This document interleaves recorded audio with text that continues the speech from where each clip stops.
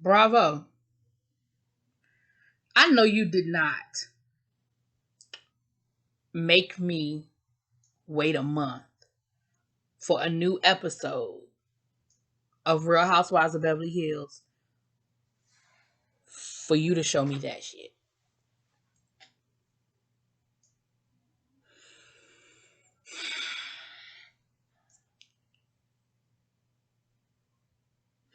The first 15 minutes of the episode can be summed up in one sentence. Garcelle said it. Garcelle said, and I'm glad she said it to them and not in her confessional. I'm glad she said it in front of them. And she said, she's not being hypocritical. If my kids walked in here right now, we wouldn't be having this conversation. Just because she wants to go to a strip club, which I really think she was trolling Lisa Rinna.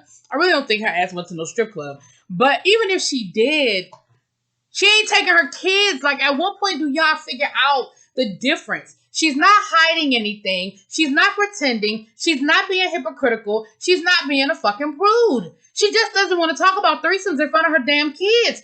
But when she's with her friends and her girlfriends or with her husband, they can talk about going to the strip club. They can talk about threesomes. All that shit. And I'm done. I can't dwell on that. And the rest of the episode won't shit. I'm just gonna be clear. We saw Kyle take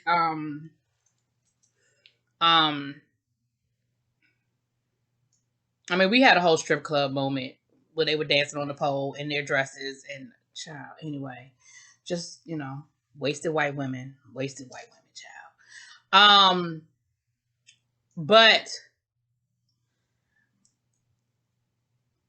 Kyle took her sister to go have her breast implants taken out because she was having some problems and some issues. And, their mother died of breast cancer, and so it's always an anxious thing, whenever they're dealing with anything dealing with their breasts. But she was like, when me and my sister are bad, we're bad, but when we're good, we're good. And then they showed clips of all the arguments over the years, and we know how her sister is, child.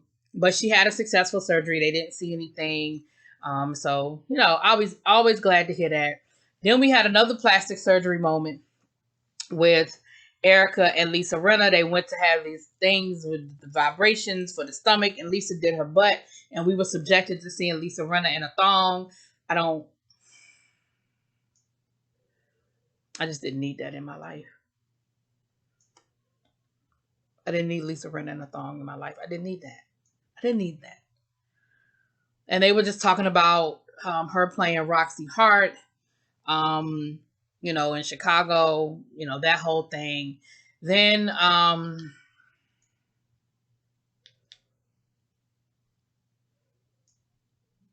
I'm sorry, y'all. Then, we had a whole, Garcelle moved into her new house, and it is gorgeous, and I'm happy for her. She said that, it's just something for herself, after the divorce. So I'm happy. It looks nice. It's beautiful. It's a beautiful house. It really looks nice. And she actually went out on a date, but she said that she doesn't really, like to share too much because, she doesn't like bringing guys around her child until they kind of, till it is what it is. So we ain't see them either. And she talked about how she has a bad habit of choosing men who are emotionally unavailable. And she talked about her dad, how he disappeared when she was 3. And he did end up writing her a letter from his deathbed. But her mama knew she wasn't trying to hear. So her mother didn't give her the letter. And by the time she wanted the letter, her mama couldn't find it, child. Her mama threw that letter away. She knew what that letter was. She threw that damn letter away, child. And then this review gonna be real quick. Then Sutton was having she's having a trunk sale. Lisa Rinna went to her store and tried on the most beautiful dress. It was gorgeous. That navy blue gown. Oh, it was gorgeous. I probably would have to save up 5-6 paychecks to pay for that, and then I would never have nowhere to wear it. But it was a gorgeous dress. Anyway, Dorita's putting her closet together, and it's not big enough, child. It can hold 260 60 pairs of shoes, but she got 265 pairs of shoes, and it can hold XYZ amount of purses, but she need to know what size of those Birkin size purses. I mean, purses are different sizes. I mean, is it going to hold all my bags? Child. Rich people problems. Rich people problems.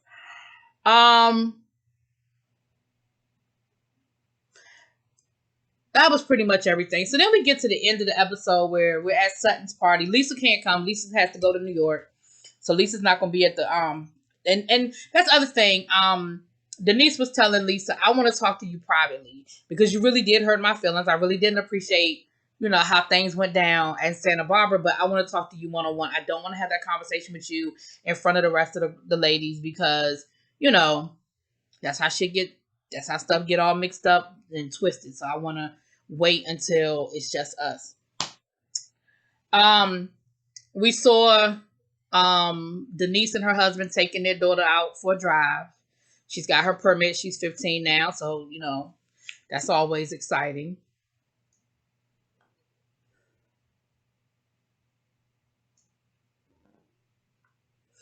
That's pretty much it. And then we get to the final scene, which is really the only scene where we got a little bit of action, but even that was just stupid because once again, it was just an extension of what I don't want to talk about no more.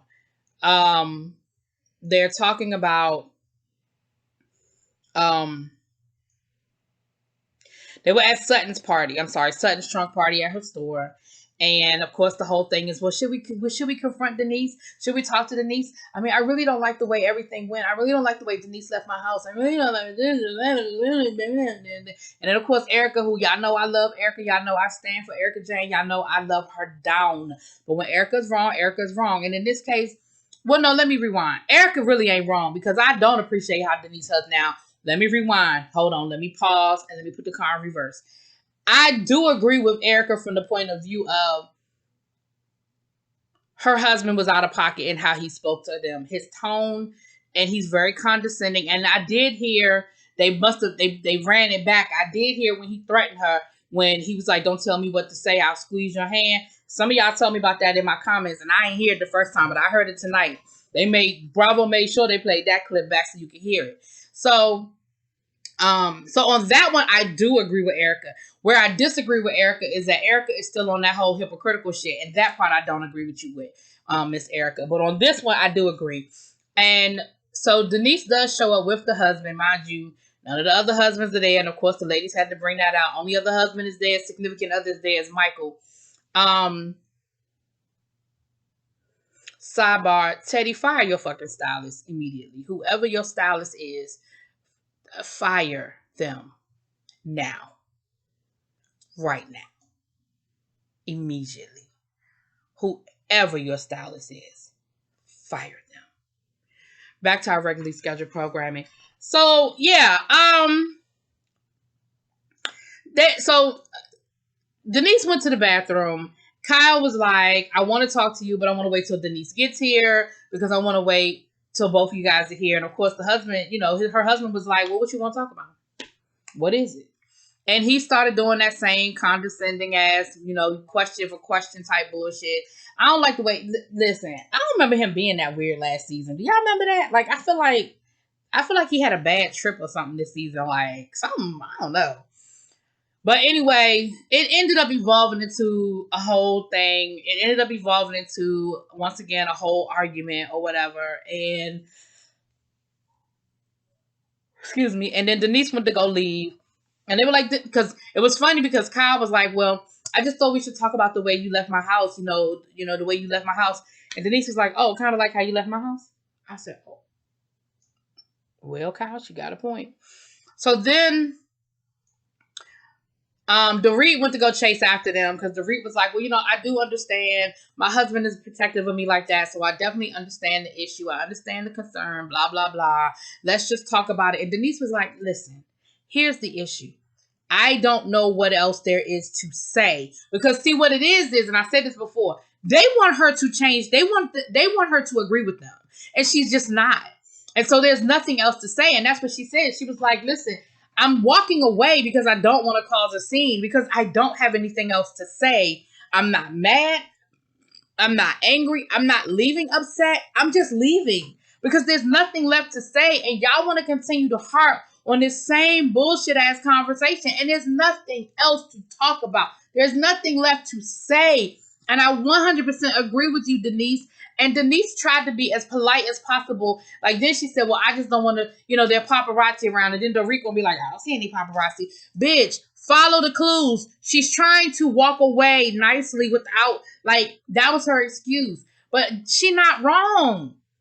If there's nothing left to say, there is nothing left to say. I don't have nothing else to add to this, y'all. I'm sorry. I don't even know if I gave y'all a good 10 minutes, but it is what it is. That's what they gave me this week. I had to give you what I got. Peace.